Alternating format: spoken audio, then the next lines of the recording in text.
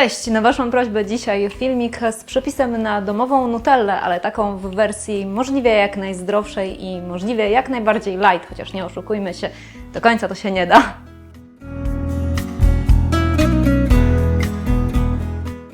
Od czego zacznę? Powinny to być orzechy laskowe, bo na bazie takich właśnie orzechów oryginalny produkt jest przygotowany, ale my unikniemy wszystkich dodatków niepożądanych, czyli cukru, syropu glukozowo-fruktozowego i oleju palmowego. Ja mam akurat orzechy nerkowce, ale możecie też wykorzystać orzechy laskowe, a właściwie powinniście wykorzystać orzechy laskowe. Ja mam nerkowce z tego względu, że nie mam laskowych. Laskowe zblanszowane, czyli zalane wrzątkiem, odczekane, żeby skórka zaczęła z nich schodzić.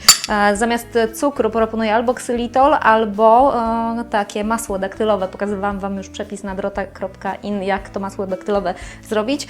I co trzeba zrobić? Jeszcze do tego szczypta soli. Maleńka szczypta soli.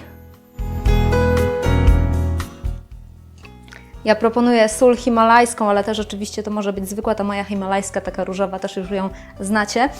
I zamiast oleju palmowego ja daję po prostu mleko kokosowe i też zamiast zwykłego mleka można to mleko kokosowe, takie gęste z puszki, wykorzystać. A możecie też dodać na przykład jogurt naturalny, najlepiej domowej roboty. I co trzeba najpierw zrobić? Ach, co Ty robisz, uszczelko? No widzicie, muszę jednak odstawić, złapać w dwie ręce. Zawsze tak samo, zawsze tak samo. Jak coś ma pójść źle, to na pewno pójdzie. I najpierw trzeba zrobić z tego masło orzechowe. Pamiętajcie, żeby nie spalić blendera, to w przerwach oczywiście trzeba to robić. Ponieważ to nie są takie orzechy tłuste jak orzeszki ziemne, czyli arachidowe, a z nich zresztą też możecie przygotować domową nutellę, tylko będzie miała trochę już jednak inny, odbiegający dużo bardziej od oryginału smak, ale te orzeszki bardzo łatwo osiadają na ściankach, także pamiętajcie o tym, bo po pierwsze to jest ryzyko spalenia sobie blendera, a po drugie też one się po prostu gorzej będą miksować. Jest z tego taka mikstura, trochę się zbryla, trochę się nie chce zbrylać. Można po prostu stopniowo teraz dodawać do tego mleko kokosowe.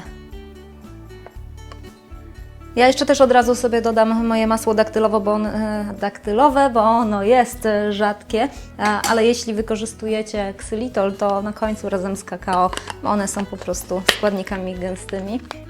A tutaj trzeba ułatwić blenderowi miksowanie. I znowu po kilka sekund na najwyższych obrotach.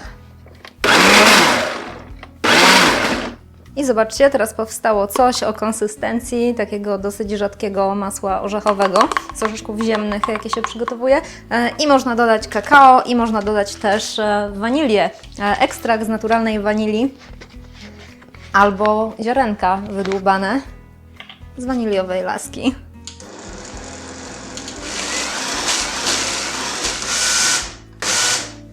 I teraz zobaczcie, wychodzi z tego taka dosyć lejąca konsystencja, jak polewa czekoladowa i tak właśnie ma być. To teraz do słoiczka i do lodówki i trzeba się powstrzymać, żeby tak prosto nie zrobić sobie.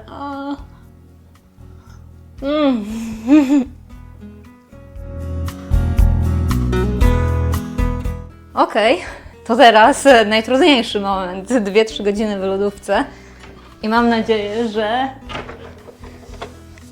będzie idealna konsystencja, która Wam przypadnie do gustu. Dzięki Wam serdecznie za uwagę. Jeśli macie jakieś pytania albo jeśli macie jakieś swoje receptury na domową nutellę, to dawajcie znać w komentarzach i widzimy się w kolejnych filmach.